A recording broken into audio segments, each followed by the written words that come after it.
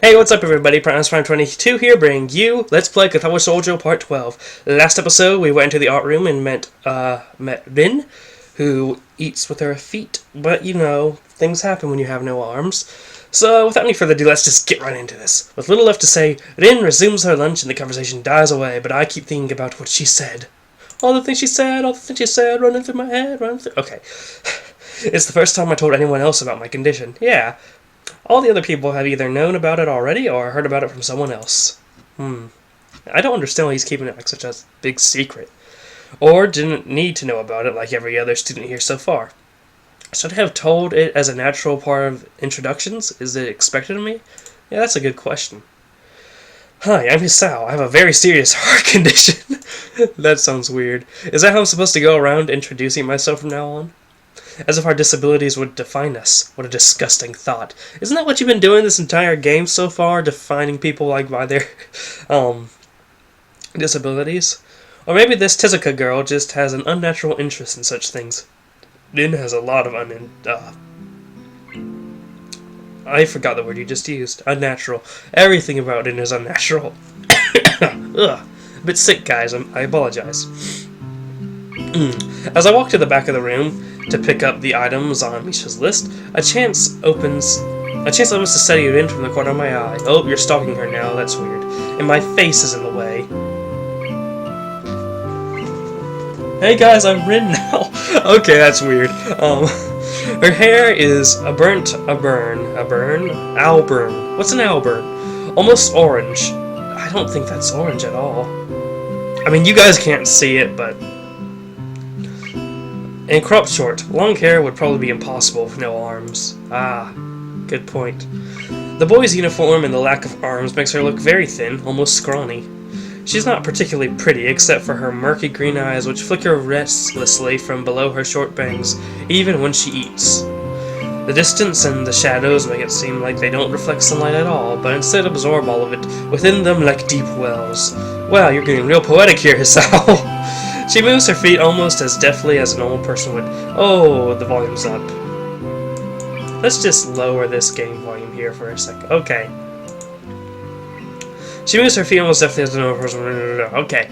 However, I can see that this sight would discomfort people, especially while eating. It makes me feel a bit uncomfortable, at least. Yeah, that's a bit weird. I hesitate to think about the word unnatural, but it's too late now, isn't it? I keep searching the cabins? You mean like cabinets? Or okay. And shelves for Misha's things. But after enough time passes, the silence grows too uncomfortable, so I try to force some conversation out of this strange girl. So you got no arms, eh? So, do you always eat alone and this late, or do you get the occasional visitor? Visitors. Maybe you're my first occasional visitor, but I don't always eat alone either. I forgot what voice I gave her, guys. I apologize. Sometimes I eat with a certain person on the roof, if she's not horsing around. A certain person? Horsing? That's a weird phrase of words. Certain person, and you focus on horsing. She likes to do sports. Oh. And that's all I can think of to say. Both of us fall silent again as Rin forks the last bits of her meal into her mouth. I look down at my haul and double-check it with Misha's list. It seems I have everything except plywood. Is that the thing she's been panicking about? So I think I have all the things now. That's very nice for you. Don't feel obligated to stay. I'm obliged to stay. I was about to take a nap anyway. You need to do whatever you're going to do with that stuff anyway, right? Or perhaps you like to watch girls sleeping. Rin is an interesting person. I'm not sure what to make of this, but Rin looks serious. Even if I did, I think I have to be going. I'll catch you around, Tezuka. You can call me Rin. I feel that our relationship is at this point good enough to warrant this much. Really? I was already turning to make my exit, but she draws me back in. Fine, then I'm Hisao. Then you are. Okay, Rin looks at me hard in the eyes, but that intimidating feeling you get when someone stares at you isn't there. Oh wow. It's like she's actually not looking at me at all. She blinks a couple times, and I can't figure out why a pause like this just popped between us out of nowhere. See you later, Hisao. She's like the new bro. She's not even a bro, but she's a bro. There is something like a tiny smile in her face, maybe. Nice door sound effect. I quietly back out of the room. As I shut the door in front of my face, I whisper to myself, "What an intriguing person, indeed." From inside, I hear a muffled sing-song voice. "I heard that." Okay. Oh God! What did she hear? Oh God! Where are the other drugs going? Okay. Oh God, you scared me, Misha. I jump at the sudden appearance of Misha, who I had not heard approaching despite the completely empty hallway. Somehow she had gotten into jumping distance of me without making a sound. Creepy. It briefly reminds me of Kenji's nutty theory about a global feminist conspiracy. God, but I pushed that thought aside. Yeah, really. Oh, hey, Shizune. Shizune is standing slightly behind Misha. Looks aloof, and she couldn't have heard the remark that drew Misha's attention, but Misha is visibly excited. No, wait, more importantly, who is in there? Who's there? There's no club meetings today. Being sick makes voicing Misha actually better. I should get sick more often. She tries to curiously peek past me, even though the door prevents her from seeing anyway. Yeah, what are you doing here? You took so long that we had to come check what's wrong. That's no good, Hee-chan. She wags her finger at me scoldingly. Oh God, she's gonna drill me with her drills. I found plywood, but everything else is still missing because you are tardy. Oh, sorry, I got the things here. I was just going to bring them. I think you were up to some mischief, Hee-chan. Who was in there with you, I wonder? Harvey did. Can't he be trusted? Misha signed something quickly to Shizune, pointing at her own ear a couple of times. Shizune immediately pushes her way past me and opens the door into the classroom I just left. I can only imagine the shock she is experiencing. With Shizune's diligence and attitude, the insolence of daring to deface a school property by sleeping on top of it must be too much to bear. Oh well. And indeed, she stares at me, frozen in place apart from the slight but noticeable trembling of her shoulders from suppressed rage, I'm sure. Her face is... you can't see it because my face is over it. Oh, I have this weird mouse glitching thing over there. Meh. Instead of blowing up, Shizune just takes a few deep breaths, adjusts her glasses, and slams the door shut, turning to sign furiously at Misha. Oh God, she's pissed. Maybe she did blow up, but I can't understand it. She shoots a very loaded stare at me, too, as if it was somehow my fault that Rin is sleeping on one of the tables. Why is she so pissed over her sleeping on the tables? I hope she's not getting any funny ideas about the reason of my tardiness. Hello. Rin's voice comes from the other side of the door, and it takes a few eye blinks to realize she might have trouble opening it. I open the door to find Rin directly behind it, looking at us with a half-interest, half-sleepy face. Oh well. Rin just comes up. Hello. ... Miss Tezuka! Oh, that didn't work so well.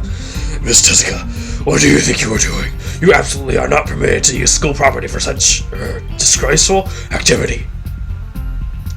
It sure is suddenly very crowded in here. I didn't know I was this popular. You bro. It's hard to say whether she's happy or unhappy about this turn of events. Oh God, the cursors have multiplied. That's problematic. Remember when I said OBS has been giving me some crap lately? Yeah, it's this crap I'm talking about. At any rate, she ignores Shizune and Misha's scolding, so they have no choice but to drop the issue. Shizune taps Misha's shoulders, points at Rin, and makes some quick signs. ... Popularity aside, please don't do that anymore. ... Anyway, how's your project going? Will it be done for the festival? Rin looks at him blankly, apparently at ease under the pressure Shizune's cold stare is putting on her. Yeah. I keep wondering about that myself, too. ... And? We'll think about it harder. Wow. As Misha signs her reply to Shizune, her face turns into an unsatisfied frown. ... Miss Tezuka, please try to take this seriously. It would be a disaster if the wall looks like someone threw up their lunch onto it. Jesus. Rin nods assertively. We'll think more seriously. Misha actually giggles at that, but Shizune doesn't. Not even after translation. She just shakes her head and takes the materials from me and takes off with Misha in tow. Oh, it just leaves me with Rin? Wasn't I part of this posse, guys? Rin frowns thoughtfully as she looks after the retreating student council duo. How rude. Like Jar Jar Binks, how rude. It's true, though. I must finish my project before the weekend. There will be dire consequences if I don't. I'll be exiled. The end of the world as we know it.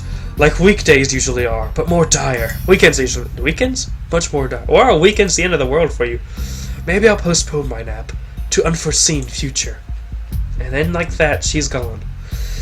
I'm about to ask what project she has and what are these apocalyptic consequences, but she walks back into the art classroom. Since you have nothing to do, would you give me a hand? Oh, so now we're left with Rin. Great. This paint can doesn't fit into my bag, but I need it. She kicks lightly at the huge can of paint. I was looking over at the preview with all the dancing cursors. That is going to be a trip to watch. Anyway, she kicks lightly at a huge can of paint that's lying on the floor next to the table she was sitting and sleeping on. It lets out a dull clang. Being the gentleman I am, I naturally pick it up with the tip of my fedora. Lady. Heavy. That's it, heavy. Yeah, sure. Where do you need to take it? Away. Very specific. And with that, she takes off into the hallway. Me and the paint can following, since there's little choice for either of us. You and the paint can? The hallway is quiet and empty now with Shizune and Misha gone, so we too lead towards the stairwell and at the other end. Every 10 or 15 or 20 steps I have to change the can from one hand to the other, because the twin handles cut into my palm. At least it keeps my arms from tiring too fast. Ow, that sounds painful. Rin strolls on beside me with an uneven pace that I have trouble matching, or maybe I am walking weird because of the extra weight. How does she get the paint cans to wherever she paints in the first place if I wasn't there? It seems one of us is constantly walking too slow or too fast, and I can't figure out which. 2 flights of stairs below. Trouble appears in the form of the head nurse and his fox-like grin. Oh, it's the doctor! Mr. Herr Nakai, what a happy coincidence! Tezakatula, of course! Natürlich! He nods courteously to Rin, who does not acknowledge him back, and then turns to me, because obviously it's me who he had some business with. Does Rin not like him? That is something I forgot to mention on Montag. I nod and wait impassively because I can't begin to imagine what he forgot. The feeling of the handle delving deeper into my skin doesn't make me feel enthusiastic about this interruption either. It's about your medications. Since you haven't been that long on your current medications, there might be some unexpected side effects, which might require adjusting dosages or even changing to another kind of medication. So, we will do a few tests regularly, but what I want is for you to keep an eye on everything in your conditions that feels off, if you get what I mean. Nausea, headache, anything, and come see me if something happens. Alright, I love voicing this dude, I love the German accent. So how are you? Everything fine? Wie geht es Ihnen? Wie geht es Sie, I guess, if it's singular. I give up and drop the can to the floor before answering him. Apparently this takes longer than my biceps can handle. I'm about to say something generic as an answer, but then I realize how often I've done that lately. Other people have asked me that too. Teachers and students here. My parents, visitors, nurses, doctors at the hospital. Everyone seems to be concerned about that. It's natural for a hospital, not so much for a school. Except this school. Yeah, I guess. Look at his swag, guy. This is a small school. Both the student base and the faculty seem to be very tightly knit. At least that's the feeling I'm getting. Yeah, Mutol feels so tightly knit to us. And this is not the kind of school that gets transfer students too often. The thought sends shivers up my spine, but I give a generic answer anyway. ... That's great. Also, one other thing. My sources tell me that you've been at neither the school track nor even the pool, so I'd like to know if you've taken up exercising as I asked. Ah, crap. I don't know what doctors tell me. Of course I haven't, but his way of inquiring gives me the feeling that I should have been running my butt off at a track since the very first day. You have people spying on me? Yeah, really. Not as such, I just happen to know a few people, but that's not the issue here, so don't try to slip out of it. Well, I was actually just doing some improvised weightlifting as an exercise. I pick up and lift the can up and down a few times like some sad imitation of a bodybuilder, even though it's weighing down on my arms painfully. The stupid grin disappears from his face for a second, then comes back like it was never gone. Oh, he was getting triggered. Tezuka, would you give us a second? The nurse grabs me by the shoulder without waiting for Rin's permission, which he didn't need in the first place, and drags me aside. Oh god. Then I told you to exercise, I wasn't joking. I think I'm going to end it here, guys, mostly because next episode I want to keep on voicing this dude. So, yeah. We'll deal with this possibly National Socialist doctor. I didn't intend for him to be that stereotype. But, subscribe if you want to. Follow me on Twitter. There's a game you want to play. Put it in the comments below. Go subscribe to Lazy Koalas, and have a good evening, ladies and gentlemen.